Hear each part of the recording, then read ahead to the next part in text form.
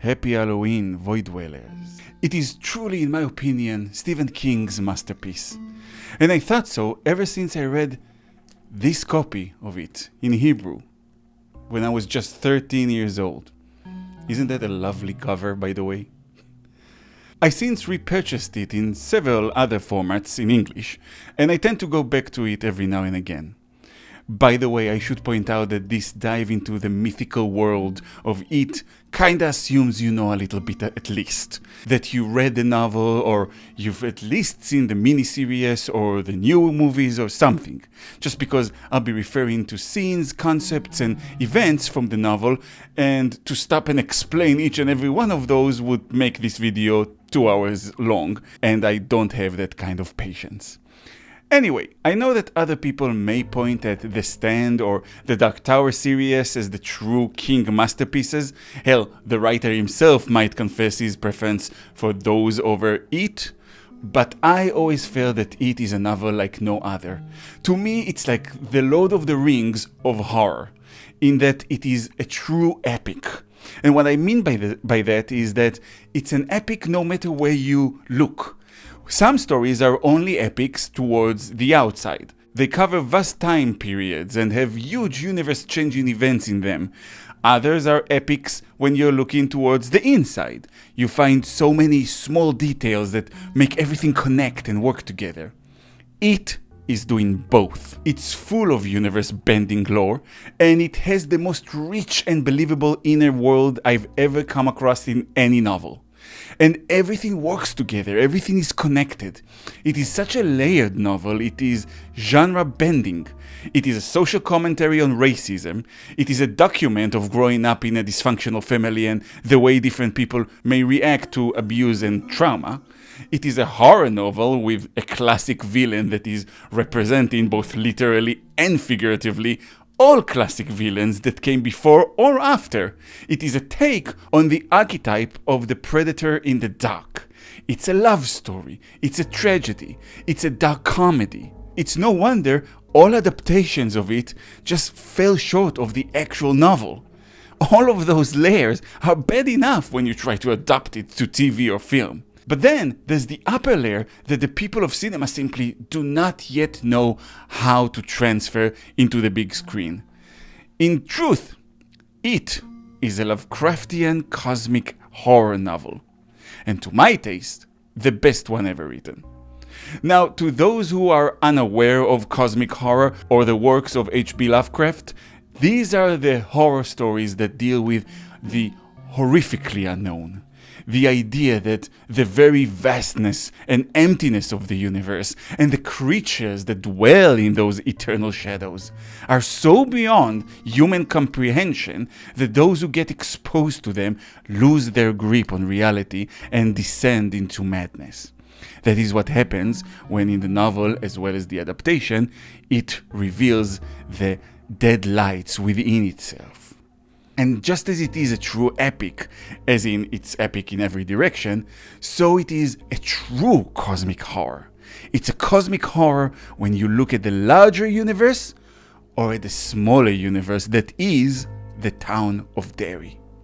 Because one of the things that the adaptations just never managed to bring across is the unbreakable connection between it and Derry.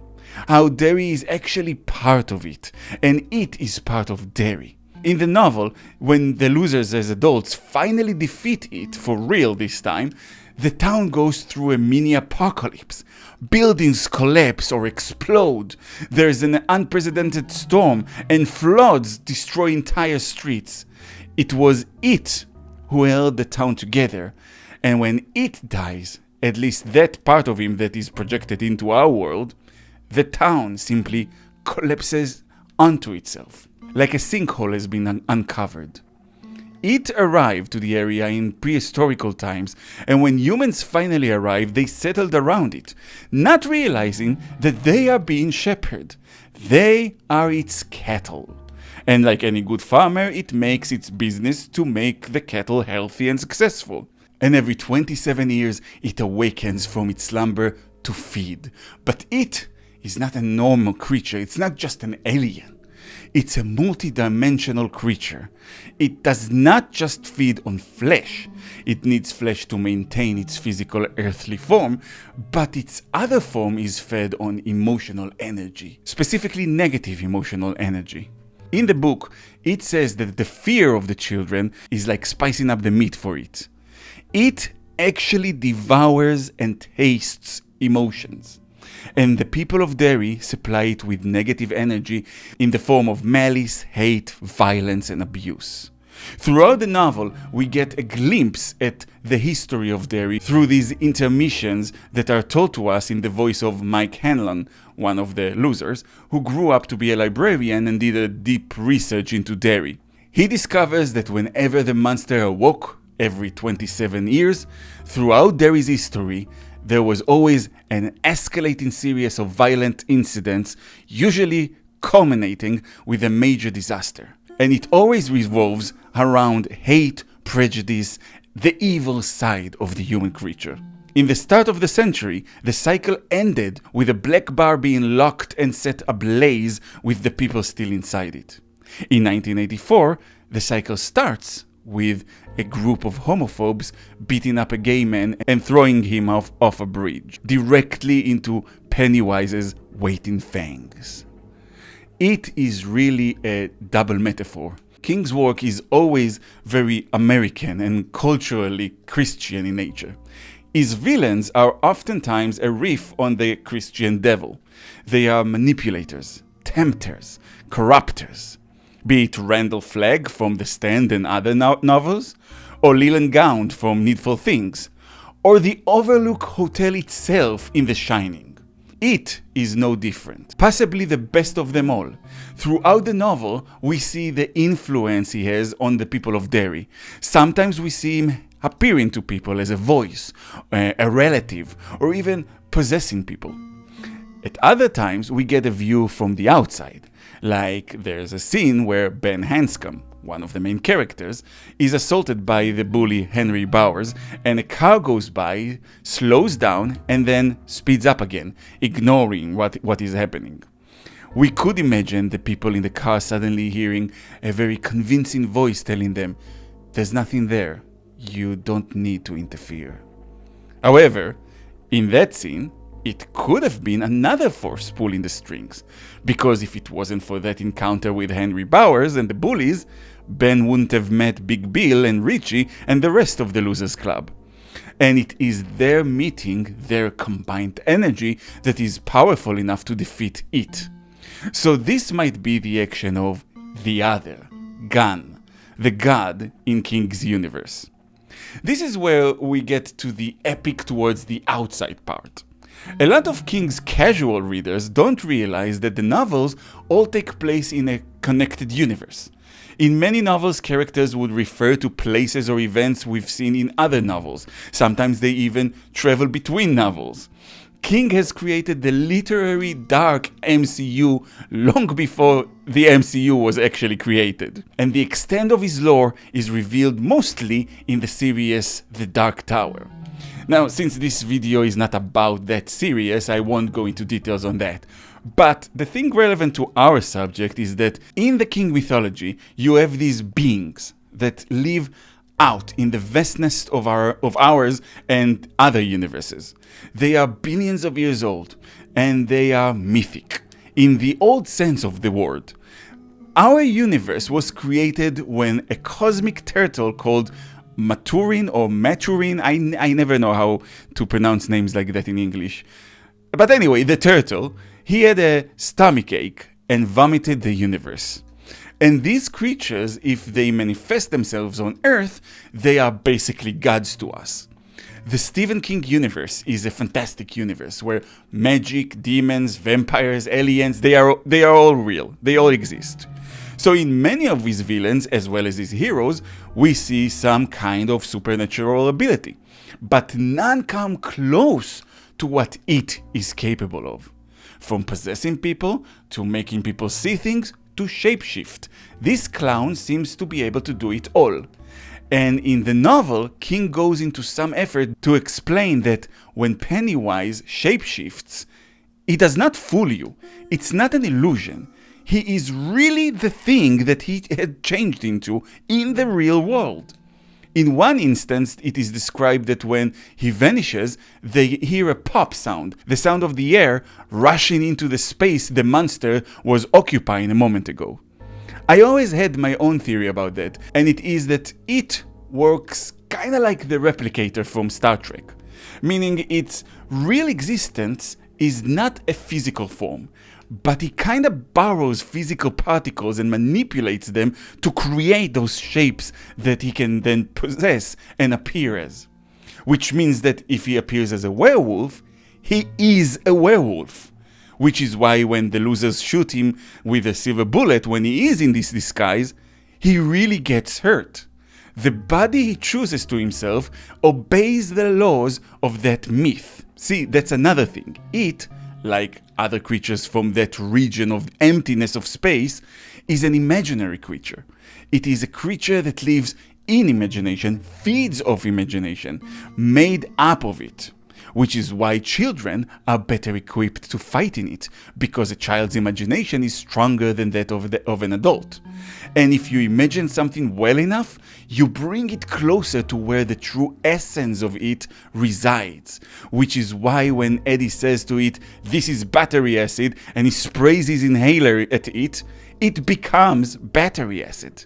What the children are doing without even realizing it is hijacking its own powers, its own nature of manipulating particles around itself by using imagination. And even though we don't quite see others like him do that, I believe they work in a very similar way. The turtle, for example, if it appeared on Earth in the same way that it does, would have been just as powerful. And the turtle is the arch nemesis of it. But while the turtle is benevolent, it is a devourer. He hates the turtle, and we do get the sense that the feeling is mutual. And it is the turtle who helps the Losers Club to defeat it. But the turtle does it with words of wisdom and advice, and only after they beg, pretty much. At first, the turtle says it doesn't have a side in these matters. The turtle is not an active force. So, back to that scene with Ben Anscombe and the bullies. If it wasn't it who manipulated Ben Anscombe to be assaulted by the bullies and thus meeting the other losers, and it wasn't the turtle because, well, that's not his style, who was it? Well, like I said before, the one it refers to as the other. This other is not the turtle. It's Gun. This is the equivalent of God in King's mythology, much like Eru is in Tolkien's mythology. And this power is an active one, and would interfere from time to time when it feels the need to point events in the right direction. But I find it particularly fascinating, the resemblance between the three main characters of the novel, which is it, the turtle, and the Losers Club, and the Freudian model of human psyche. It is, of course, the id. It's the devourer, the urge. Its entire existence revolves around satisfying a hunger. It does not think, it is pure desire and emotion. So it makes sense that it feeds off emotions. The turtle is the superego. It is smart, it has absorbed a lot of knowledge, it is patient and does not care for actions. It does not want to take the reins. His initial refusal to help the losers against it is not out of evil or malice, it's just from the point of view of 20 billion years. It knows some things just happen in nature. Predators prey.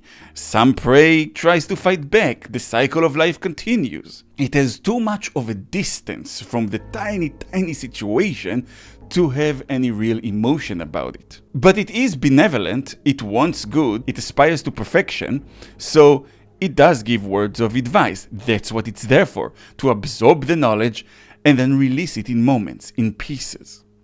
And the losers, well, they represent the ego. They are the hand that holds the reins. They are the active power. They don't view reality from the distance of the turtle, and they don't only operate from the desire like the id. They analyze the situation. They analyze reality as it unfolds before them. And they aspire to continue, to be, to exist. It, the mythic metaphor of it, is actually a metaphor for us. for the human psyche. It's a story about humans, about the creator of humans, about the devourer of humans, to represent humans. It's a story, in the end, like all of Stephen King's stories, about humanity. So there you have it, the mythical side of it, in a nutshell. I could probably do an entire series just analyzing different aspects of this book. In the meantime, I would just recommend that you guys read it if you haven't already. And also, if you want another analysis of a great horror villain, I would recommend my own Nightmare on Elm Street trilogy, where I analyze Freddy, his creator, and the meaning of the movies. The links should be somewhere around me right now, and I'll also leave links in the description. And to any one of you who celebrated Void Dwellers, happy Halloween.